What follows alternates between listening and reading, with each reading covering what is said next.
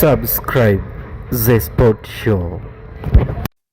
Utata waibuka kwenye mechi ya Yanga dhidi ya Azam kutokana na mwamuzi kushindwa kutafsiri sheria 17 za mchezo, lakini hilo si tatizo. Tatizo ni mechi ambayo ilitarajiwa kwamba inaweza kutoa magoli mengi kwa klabu ya Yanga kuweza kushinda ama Azam kuweza kushinda, lakini matokeo yake imetoka sare. So naomba tuendelee na huu uchambuzi mwanzo mpaka mwisho, usibanduke. Lakini kabla tujaendelea, naomba uweze kusubscribe YouTube channel yetu ili usipitwe na taarifa zetu tunazokuwekea. Lakini shukrani kwa wewe ambaye umekwisha kuwa mwanafamilia wa The Sport Show.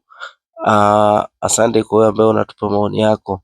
Naam, klabu ya Yanga imeweza kuilazimisha Azam sare ya bila kufungana kutokana na kwamba Azam ndo mwenyeji wa mchezo, Yanga alikuwa ugenini, na matokeo yake mpira kuisha kwa 0-0. Hakuna aliyeweza kuona lango la mwenzake katika mchezo huu. Ni mchezo ambao Azam aliingia kwa nidhamu kubwa sana ya kuweza kuzuia mianya mingi ambayo Yanga wangeweza kutumia nafasi hizo, lakini pia Yanga pia wameweza kuzuia vizuri zaidi Azam asiweze kuweka madhara kwenye lango lao. Shukrani kwa Mwamnyeto aliyeweza kuokoa zaidi Baka, lakini pia shukrani pia kwa mabeki hasa Diaby ambaye kwa namna moja ama nyingine ameweza kuwadhibiti wachezaji wengi wa Yanga ikiwemo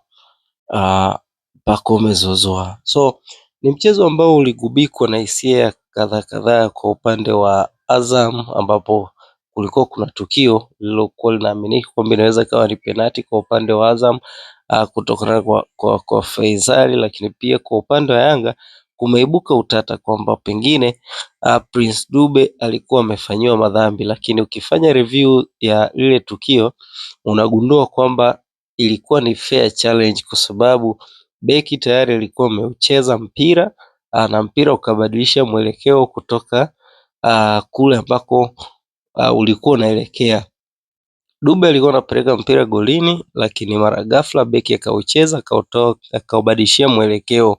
Kwa hiyo kitendo cha Dube kudondoka ni kiashirio cha kumwadaa mwamuzi, lakini pia ni kiashirio cha kutafuta penati ili kusudi waweze kupata nafasi ya kuscore goal. So kwa namna moja ama nyingine ukiangalia vizuri, ile sio penati kabisa.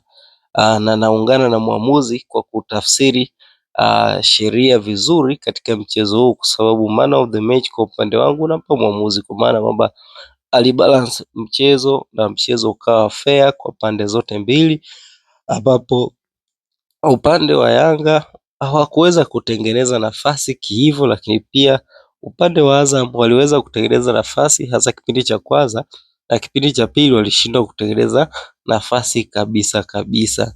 Na mpaka mchezo huu Azam aliyetawala mchezo kwa sababu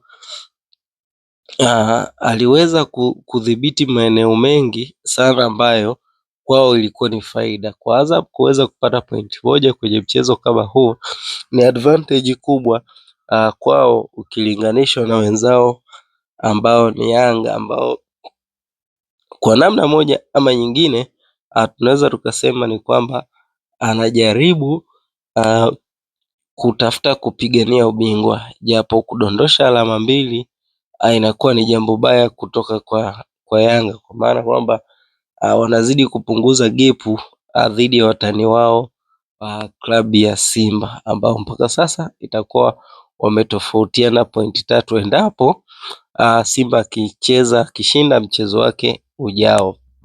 So pressure itakuwa inaelekea kwa upande wa Yanga na kupungua kwa upande wa Simba. Mechi bado ziko nyingi, lakini pia tutarajie kuona kwamba mzunguko wa pili utakapokuwa unaanza, tutarajie kuona kwamba pengine pointi 3 hizo ambazo zinaweza kutokea Simba akaweza kuzichukua kwa Yanga. Kwa hiyo kwa wakati huu ni kila mmoja kuweza kushinda mechi zake, lakini bado kuna mzunguko kati ya Yanga na Azam lakini pia kuna Simba na Azam.